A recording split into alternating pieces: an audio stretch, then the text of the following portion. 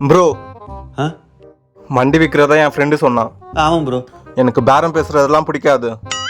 வண்டி ஒரு 50 ரூபா போகும், நான் 50 ரூபா தரேன். அது இல்லை ப்ரோ. சரி 55.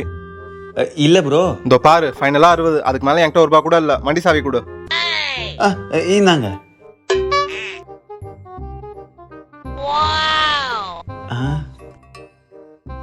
என் ஃப்ரெண்டு உங்க நம்பர் அனுப்பிச்சிருக்கான், அதுக்கே ஜிபே பண்ணிடுவா. ஆமாம் ப்ரோ. அனுப்பிச்சிட்டேன். ஆ ஆ